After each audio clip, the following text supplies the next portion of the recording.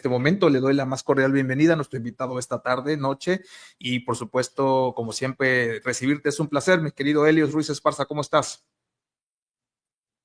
Hola, hola, Luis, muy bien, gracias a ti y a todo tu auditorio. Muchas gracias por aceptar la invitación. Vienes apenas desde hace una semana, vienes aterrizando de Cartagena, Colombia, y estuviste por allá en algunos eventos interesantísimos de comunicación política.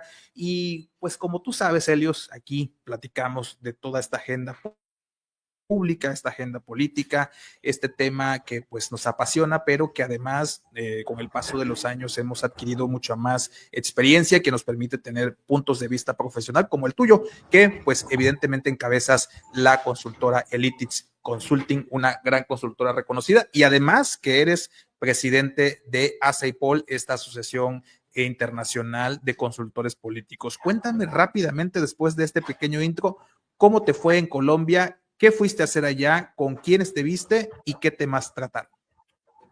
Muchísimas gracias, Luis. Pues sí, estuvimos en el Congreso, justamente en el Congreso Nacional de Marketing Político, este congreso que es la tercera edición que se hace en Colombia. Esta ocasión fue en Cartagena, donde reunió a bastantes consultores, consultoras, consultoras son líderes, pues, ¿no? En cada uno de sus países y sobre todo también específicamente enfocados al tema de comunicación.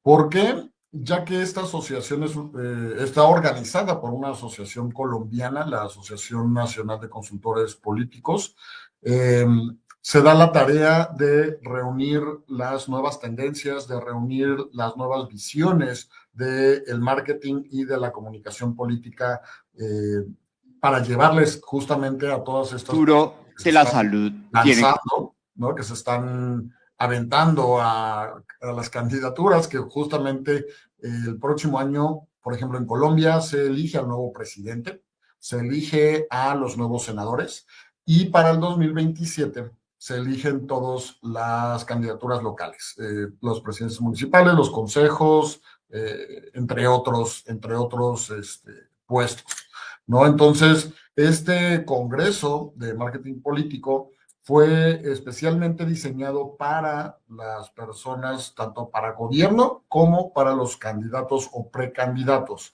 Inclusive estamos viendo ahorita, él es uno de los precandidatos a la presidencia de Colombia. Esta cumbre contó para cerrar con broche de oro del primer debate de precandidatos rumbo a la presidencia de Colombia. Tuvimos la oportunidad de ver ahí a 5 de los precandidatos que actualmente están en la lista, ¿no? Como aspirantes a ser los candidatos por sus partidos para el próximo año.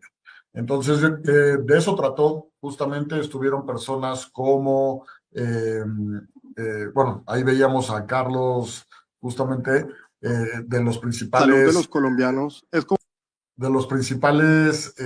consultores a nivel Latinoamérica y de Venezuela, Carlos Pineda, a Carlos Fara de Argentina, también de los maestros de toda la consultoría a nivel Latinoamérica, estuvo Antonio Solá, también, de hecho, Dick Morris de Estados Unidos, el asesor de George Bush y de Donald Trump, entre otros consultores, ¿no? Que también tuvimos ahí la oportunidad de dar una conferencia que fue muy bien recibida.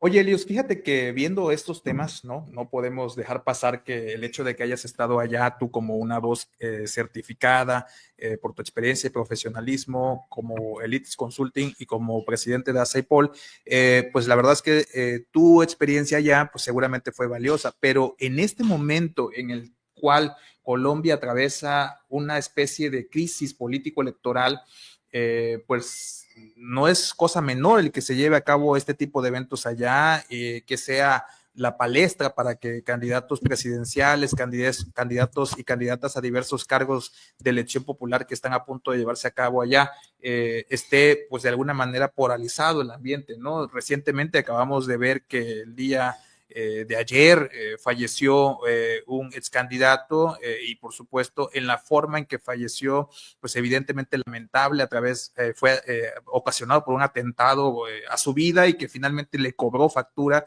y que esto pues realmente nos llama a una reflexión profunda, no solamente de Colombia, sino también de los demás países que conforman todas estas asociaciones. México es uno de ellos. Vivimos tiempos en donde ser candidata o candidato es un tema de arriesgar la vida, Elios.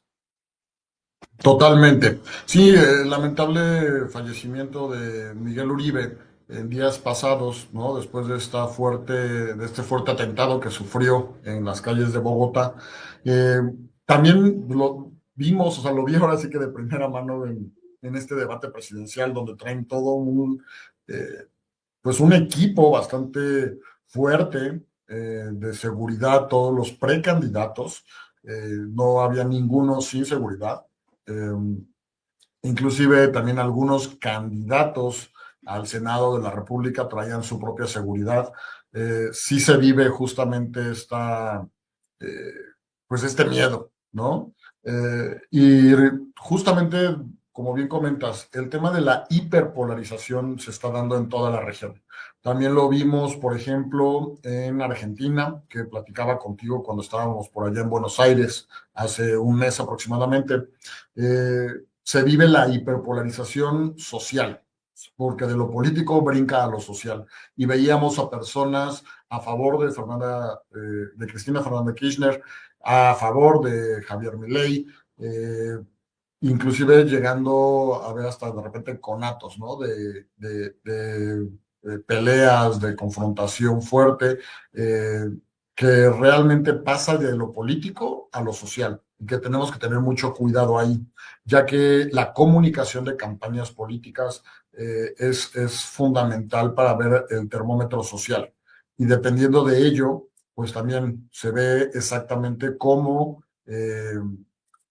está la sociedad en ese momento. Si nosotros en una campaña política polarizamos demasiado, estar bien una campaña de contrastar propuestas, contrastar ciertas actitudes, valores, propuestas, está bien, pero no pasar a una guerra sucia, a una hiperpolarización, ¿no? Siempre, pues, justamente debatir con ideas, debatir con propuestas, no pasar justamente a este tema, pues, inclusive hasta personal, ¿no? En el debate que pudimos observar ahí, veíamos a dos personas, dos precandidatos, una precandidata y un precandidato de derecha, uno de centro, y a una precandidata y un precandidato de izquierda, ¿no?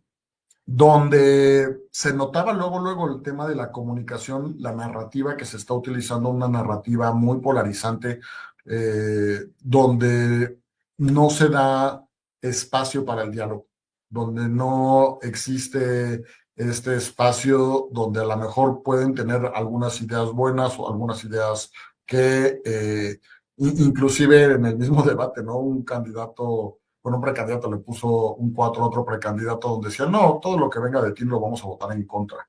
Y aunque fueran propuestas buenas, o sea, también nos quedamos así como de, ¿por qué? Entonces, ese tema de la comunicación en campañas políticas, esa comunicación hiperpolarizante, eh, te puede ayudar a ganar campañas, sí, pero también te está lamentablemente ayudando a perder la sociedad.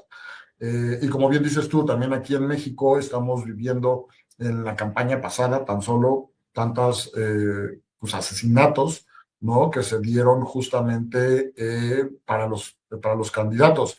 Y a ver, también hoy en día estamos viendo pues, noticias que de repente no se dicen o que se cuentan muy rápido y se pierden entre la vorágine de la información y entre tanta información, entre tantas notas, que cuántos funcionarios públicos no han sido asesinados, ¿no? Cuántos periodistas no han sido asesinados, o sea, figuras públicas, y justamente va de la mano con el tema de la comunicación que se está utilizando tanto en campañas políticas como pues en el tema de gobierno. Entonces sí es muy Sí, complicado el tema de la región. Sí, y sin duda, y de hecho parece ser que el tiempo, el día a día, el minuto a minuto que vivimos ahora es en constante mm, peligro, en una línea muy delgada entre lo que debería ser y lo que realmente se está provocando, ¿no? Esta nueva tendencia de la posverdad, esta nueva tendencia de la polarización, que ya hemos cruzado ese límite a la hiperpolarización y que pues evidentemente aunado o enganchado con el poder que tienen las redes sociales, pues la verdad es que se hacen caldos de cultivos que de verdad alarman a una sociedad cuando no está acostumbrada a investigar, a profundizar, a cuestionar y analizar desde un punto de vista objetivo lo que se está consumiendo minuto a minuto, porque la verdad es que es muy complejo, ¿no? Y aquí en México, de hecho, estamos y desde donde estamos grabando, tanto tú en la capital de nuestro país en México y un servidor en la parte sur-sureste del país, pues evidentemente lo sabemos perfectamente porque tenemos toda la radiografía del país. Sin embargo, pues bueno, el caso Colombia, regresando a este tema, estuviste ya en algunos días participando con tu tema, ahorita nos vas a contar esa parte, y ahorita nos estás haciendo la reflexión de estos candidatos presidenciales, de esta coyuntura colombiana que no es cosa menor, de hecho, analistas profundamente dicen y advierten que lo que viene para el 2026 en Colombia, pues no es nada fácil, seguramente estaremos dándole seguimiento a todo eso, pero también además de esta comunicación de campaña, esta forma de hacer campañas, también abordaron el tema de la comunicación gubernamental y lo decías hace un momento, decías, puede ser que ganes una campaña con esta estrategia de polarizar todo, de hablar con medias tintas o con mentiras incluso, y puede ser que tengas muy buenas ideas, pero ya una vez que llegas al gobierno, esa comunicación que tú utilizaste en la campaña se te puede revertir completamente, incluso amenazar tu posición gubernamental y obviamente la gobernabilidad en la comunidad, el entorno en que estás ejerciendo el cargo, ¿no? ¿Cuál es tu perspectiva y cuál es tu reflexión acerca ahora de la comunicación gubernamental? Ya, justamente también hablando un poquito rápido de este tema de la hiperpolarización, lo vimos también en Ecuador y es más o menos algo que se está viendo similar en Colombia, porque en Ecuador tuvimos pues bastantes precandidatos a la presidencia de la República, más o menos por ahí de 20 precandidatos. eh, ya en las listas hubo aproximadamente, si no mal recuerdo, como 9 candidatos a la presidencia de la República, pero solamente 2 se llevaron el 95% de la votación. Los otros ni juntos se llevaron el 5%, ¿no? Y es lo que estamos viendo actualmente, por ejemplo, en Colombia, aproximadamente hay 25 precandidatos, ¿no? O aspirantes que quieren la presidencia de Colombia. De los cuales, pues también yo creo que solamente irán a lo mucho 3 con fuerza, ¿no? Sí, Y sin depende duda. mucho también de a quién apoye el presidente Petro, sobre todo en la izquierda, porque estamos viendo ahorita una polarización al interior de la izquierda, justamente en Colombia, y también un tema de que no se ponen de acuerdo en la derecha, ¿no? En la oposición, para poder impulsar a alguien con la suficiente fuerza para poder competir realmente con, con, con el Con posibilidades de candidato de ganar, Petro, ¿no? ¿no? Sí, sí, sin duda. Exactamente. Algo Y que muy bueno, similar es que esa es una aquí a película muy México. similar a este país. En toda la región, ¿eh? En toda la región es algo muy Sí, similar, entonces hay que poner atención qué ocurre en otros países, por eso es importante. Y como bien sí, de comentas, ¿cuál hecho, es el tema? Sí, dime. adelante, no, continúa, por favor.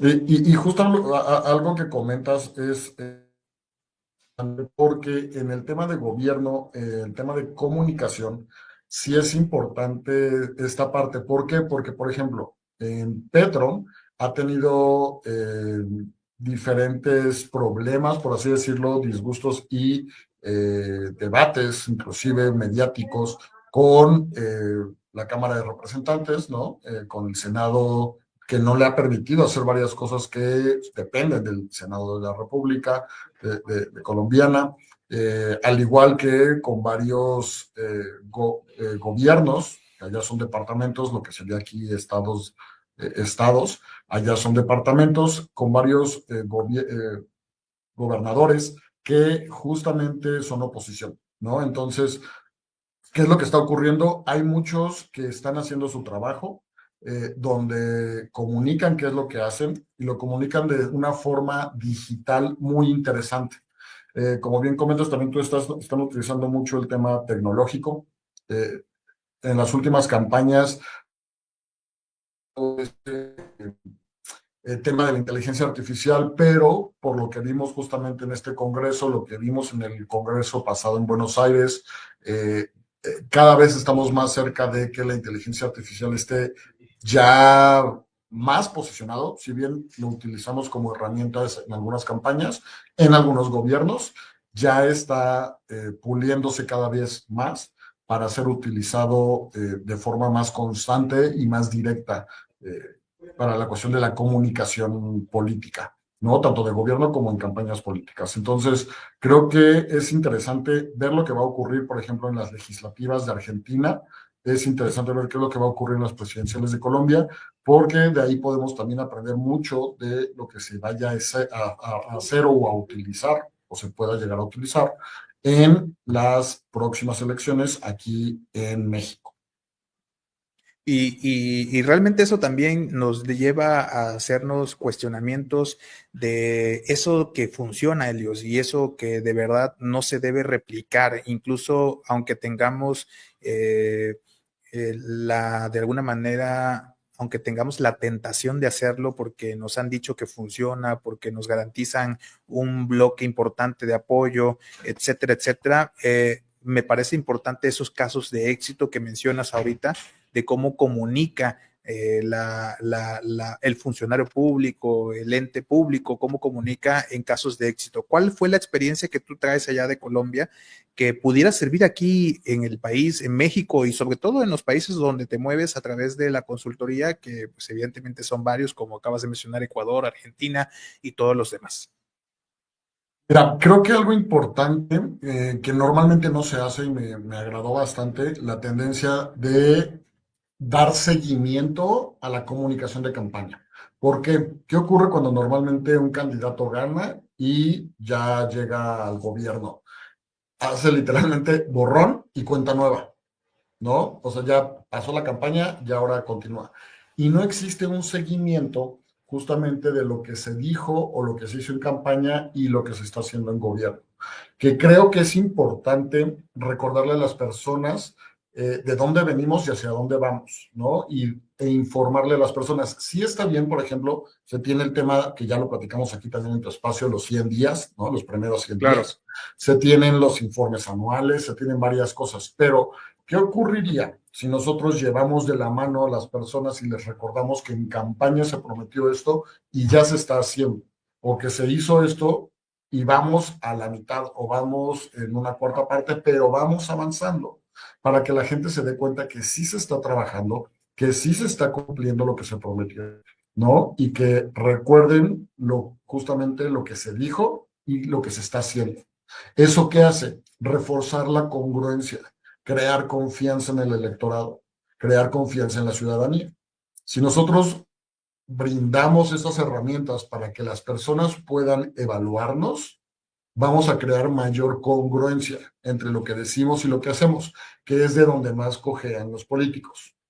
Entonces, con esta nueva tendencia donde se retoman esos spots publicitarios de campañas, donde se retoman esas ideas y esas propuestas y se llevan ahora ya en gobierno justamente a poder recordarle a las personas lo que se dijo y mostrarles lo que se está haciendo, creo que es algo muy, muy, muy interesante en el sentido de la nueva forma de comunicación y en la forma de mercadotecnia política que se está utilizando en las regiones, ¿no? Aparte del tema también, obviamente, pues el tema digital que cada vez, bueno, cada semana vemos, ¿no? Nuevas Claro. aplicaciones, nuevas tecnologías y nuevas herramientas que podemos utilizar muchos de nosotros.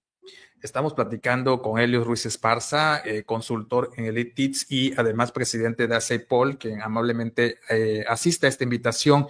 Y conversamos ahora en esta parte de la conversación sobre el bloque de la comunicación gubernamental, que seguramente a muchos de los que nos ven y nos escuchan les interesa cuando estamos hablando de posiciones de responsabilidad y de cómo comunicar a la ciudadanía.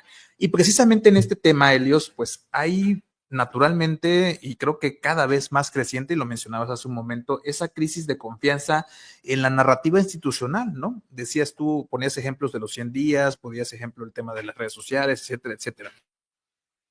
Pero la gente ya de por sí venía siempre de alguna manera con un signo de interrogación cuando escucha o lee alguna noticia del ente gubernamental o público. Es decir, siempre hay la suspicacia de saber si están diciendo o no la verdad, de incluso de calificarlo o de darle el adjetivo de mentiroso y de no creer en lo que está diciendo. Y esto, pues, evidentemente afianza una crisis de confianza en la narrativa institucional.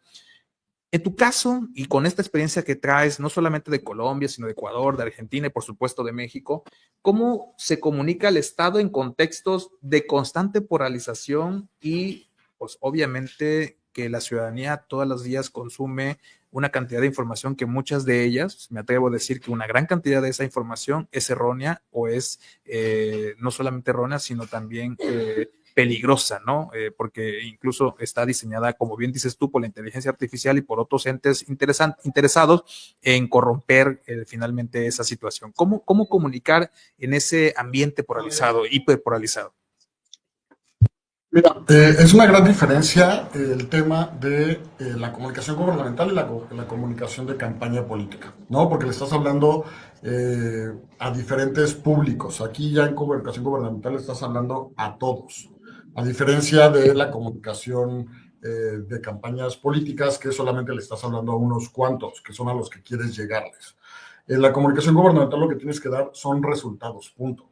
La narrativa tiene que ser enfocada a resolverle los problemas a las personas que te eligieron para justamente resolverle los problemas. ¿Cuál es el problema? Hay muchos gobiernos, por ejemplo, que tienen muy buen trabajo, que saben hacer muy bien su labor, que se dedican y hacen muchísimas cosas, pero no saben comunicarlo. Entonces, ¿cuál es el problema? Son mal evaluados.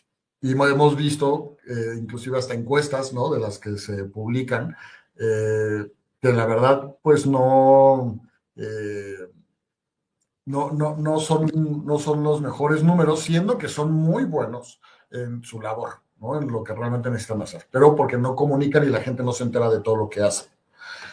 En cambio, hay gobiernos que hemos visto que hacen lo mínimo, no ni bien ni mal, hacen lo mínimo, como decimos en México, de panzazo, ¿no?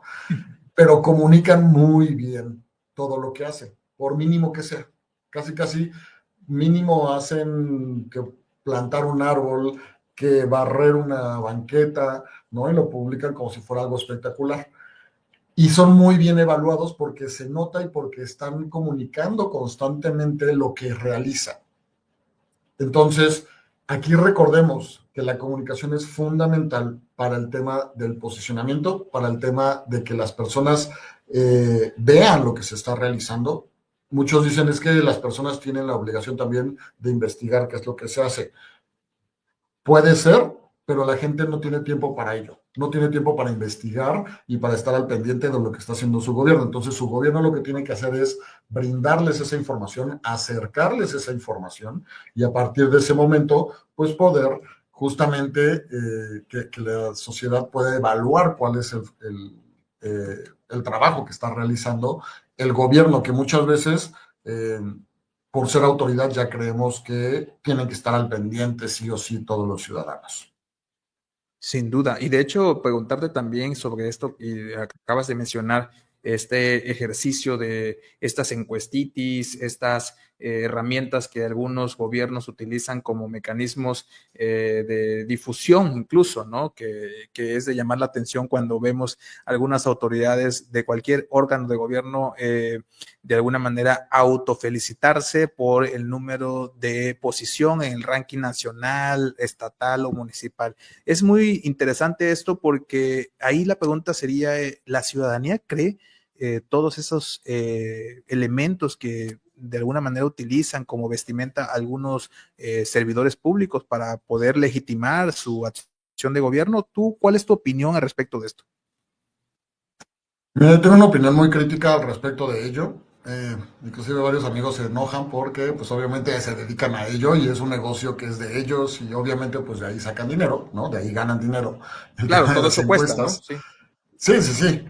Pero a ver, que una encuesta cambie radicalmente en una semana, pues es muy complicado, ¿no? Para los que sabemos el tema de estadísticas y ese tipo de cuestiones, es muy raro que cambien estas encuestas tan rápidamente, ¿no? De una semana a otra.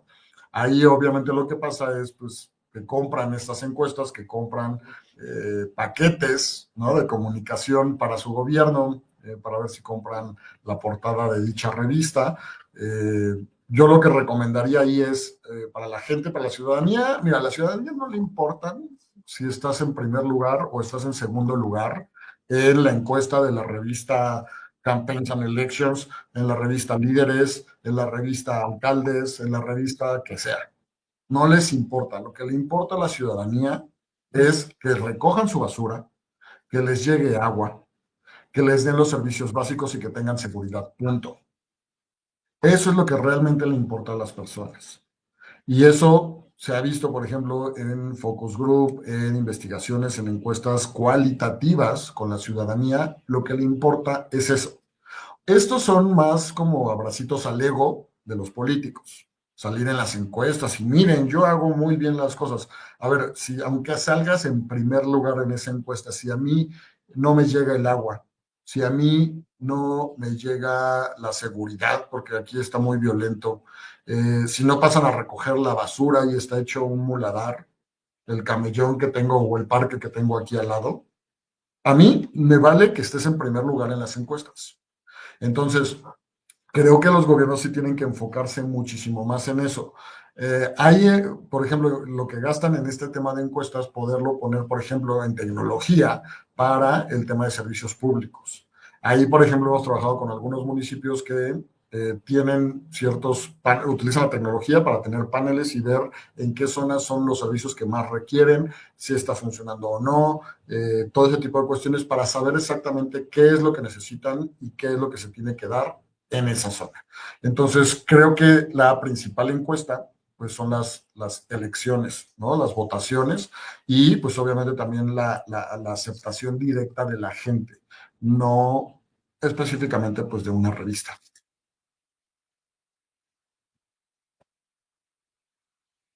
Estás muteado. Sin duda, gracias, Helios. Y por supuesto, todos estos elementos nos ayudan a tener una perspectiva más objetiva al respecto de todos estos elementos que juegan un papel importante, sobre todo para quienes se dedican de tiempo completo al ejercicio político, que no es menor y que la ciudadanía, pues evidentemente cada día está más enterada de los temas. Helios, ya de pasadita de este episodio, no quiero irme porque pues finalmente nosotros, nuestra audiencia en su mayoría está en nuestro país, en México, y pues también aquí tenemos nuestros propios escenarios que muy similares, como decías tú, a los regionales que estamos viendo allá en Latinoamérica y el resto de este continente, pero preguntarte rápidamente, hace unos días se anunció, ¿no?, que la presidenta Claudia Sheinbaum está impulsando pues una nueva reforma electoral. Ya incluso el día de ayer publicó ella una foto en donde se estaba reuniendo con los que van a liderar esta cruzada, esta nueva cruzada, que a mi perspectiva me parece que va a tener un poco más de éxito que lo que se ha venido impulsando años atrás por este movimiento de la 4T, que es Morena.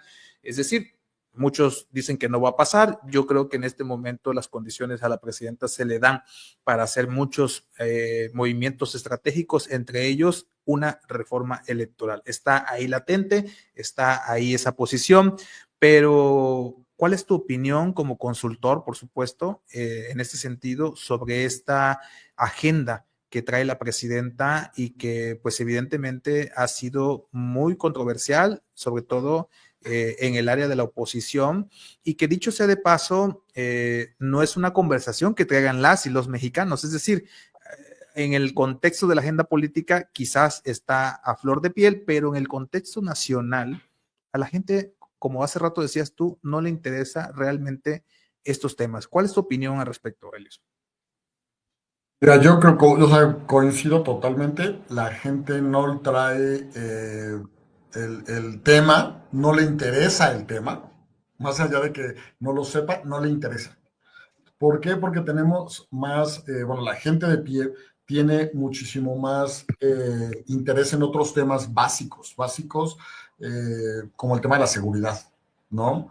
Eh, Creo que es un movimiento que hace la presidenta para un beneficio a su tema político, un poco personal. ¿Por qué? Porque lo hace justo cuando están debilitados las figuras principales de su partido político. En un momento donde todavía puede realizar ciertas acciones, ¿no? A favor de lo que ella quiere impulsar. A ver, hay cosas que están interesantes que sí, yo estoy totalmente de acuerdo con algunas cuestiones, ¿no? El tema de bajar los recursos a los partidos políticos, el tema de bajar también el tema de, bueno, las campañas políticas, un poco más el tema de amarrar un poco los gastos y eso, pero sobre todo, por ejemplo, algo que no me parece del todo adecuado es el tema de los plurinominales. Si bien se puede ajustar, ahí el tema va a ser ver exactamente qué es lo que van a proponer y cómo lo van a proponer. ¿Por qué? Porque ella mencionaba a grandes rasgos, pero todavía no sabemos bien a bien cómo lo quieren realizar esta reforma, que sería algo como el Senado, de que las dos mayorías entran y la primera minoría pudiera llegar a entrar, que entraría como plurinominal, pero sería ver cómo se va a hacer. ¿Por qué?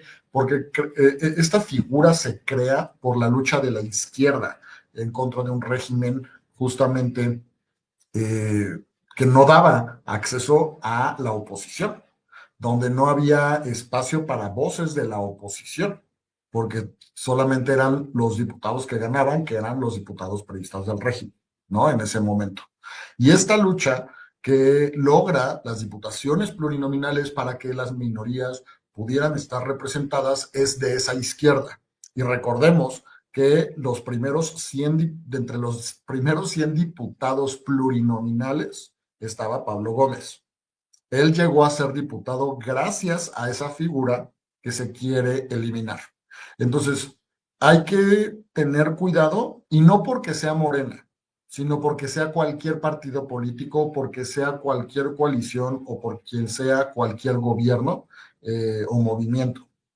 Ningún gobierno tiene que tener o puede tener el control absoluto de la política, ¿no? Y de los poderes.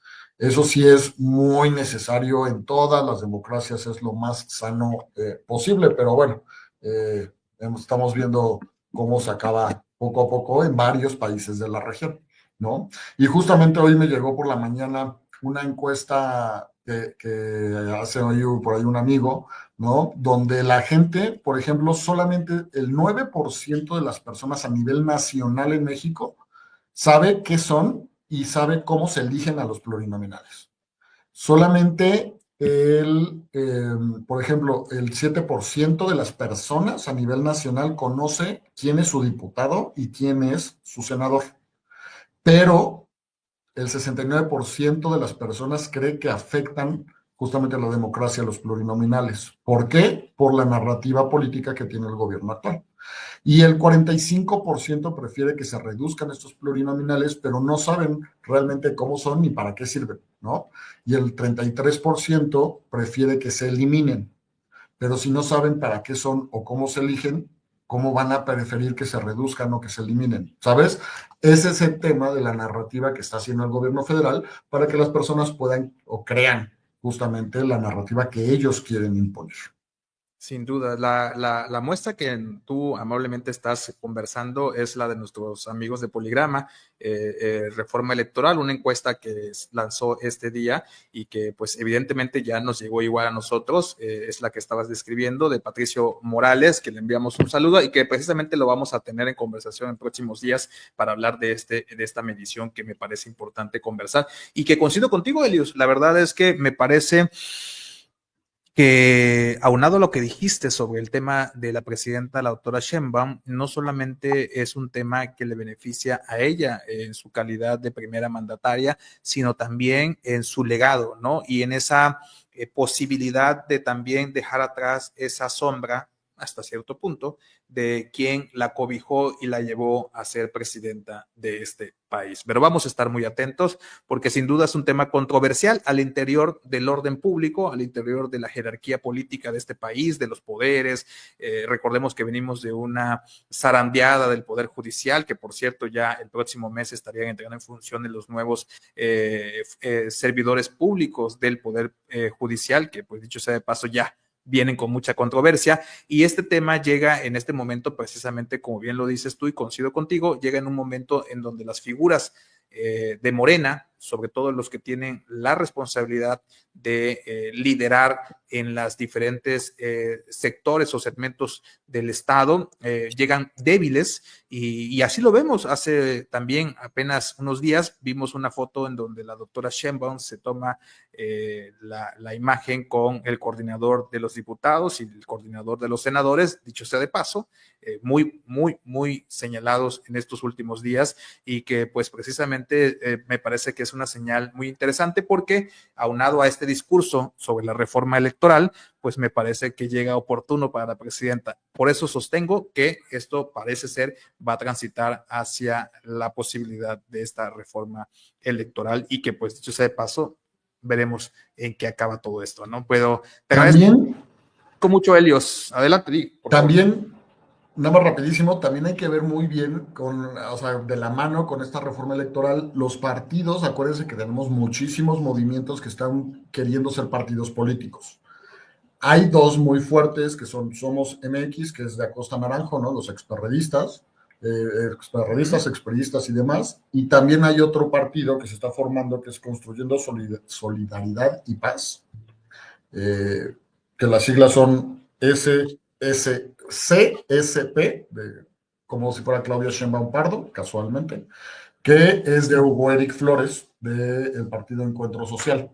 Entonces, habría nada más que también tener muy a la vista esa parte de este nuevo partido político de Hugo Eric Flores, que era el Partido Encuentro Social, el PS, que ha cambiado muchos nombres, que casualmente tiene las siglas de la presidenta Claudia Sheinbaum. Entonces, vamos a ver cuáles son los partidos que quedan y pues también vamos a ver ahí los movimientos políticos. También, como bien dices, hace poquito fue la reunión legislativa de los diputados de Morena, a la cual nos invitó a la presidenta de Morena, ¿no? Entonces también son pues acciones que dan mucho de qué hablar y que se ven al interior del partido, pues las luchas que existen, ¿no? Al ser un partido tan grande, un partido que tiene bastante poder, se van a ver muchas pues diferencias y muchos contrastes próximamente.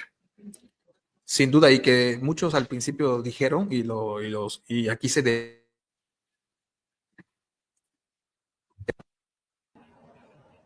Oye, esto de la tecnología luego nos juega malas jugadas, pero decía yo que muchos apostaban al principio de este nuevo sexenio que la presidenta iba a ser un títere del expresidente saliente, Andrés Manuel López Obrador, y de su movimiento, pero me queda claro que hoy las apuestas ya son diferentes. Si algo evidentemente está pasando en Morena, sí es cierto que hay una debilidad al interior de diferentes figuras públicas, pero dentro de todas esas figuras, la menos débil es la presidenta, la doctora Sheinbaum. Y ella es la que yo creo, a mi perspectiva, está haciendo los engranes necesarios y hasta el momento parece ser que le está dando un resultado favorable. Veremos, pero ahí está la posición. Gracias, Helios Ruiz Esparza. ¿Dónde te vemos? ¿Dónde te escuchamos? ¿Dónde te leemos? ¿Y dónde podemos localizarte? Muchísimas gracias a ti por el espacio y por el tiempo aquí, por estas buenas pláticas que se dan. Pues mira, me pueden encontrar en @helios.ruiz o en @elitix consulting. En todas las redes sociales nos encuentran como Elitix Consulting. Ahí hay, por ejemplo, los que quieren aprender más sobre el tema de comunicación, pueden encontrar varios clips, varios videos que les pueden servir y también algunas cápsulas con entrevistas con algunos consultores de toda Latinoamérica. Van a estar muy interesantes también las próximas, que les tenemos varias sorpresas de los próximos invitados que vamos a tener en el programa que tenemos de los consultores.